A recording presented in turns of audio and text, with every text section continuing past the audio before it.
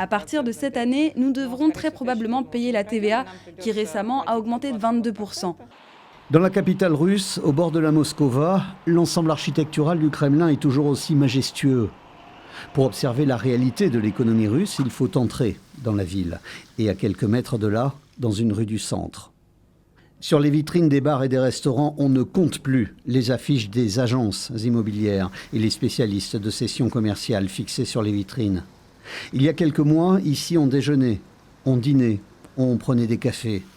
Désormais, de nombreux Russes réduisent leurs dépenses, en particulier ces repas au restaurant, qui sont de plus en plus coûteux.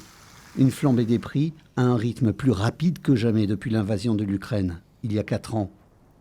Dans le sud-ouest de la ville, ce salon de thé, le Bon Café, était une adresse connue. Il affiche désormais, lui aussi, sa fermeture. Yekaterina s'est battue jusqu'au bout, et le constat est amer. Nous avons mis beaucoup d'âme, d'énergie et de chaleur dans cet endroit. Nous avons fabriqué toutes les tables à la main. Nous avons pris ces morceaux de mosaïque, nous les avons assemblés et collés nous-mêmes.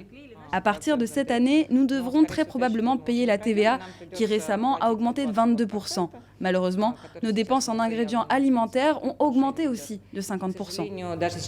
Malgré les 24 000 sanctions occidentales qui lui ont été infligées, le pays a enregistré une croissance supérieure à celle de la zone euro au cours des 4 dernières années. Mais les taux d'intérêt élevés, la hausse des impôts, l'augmentation des prix et la baisse de $20 par baril du prix du pétrole russe ont eu des conséquences néfastes. Aujourd'hui, la Banque mondiale prévoit pour la Russie en 2026 une croissance de moins d'1%. Elle était 4 fois plus élevée il y a à peine 2 ans.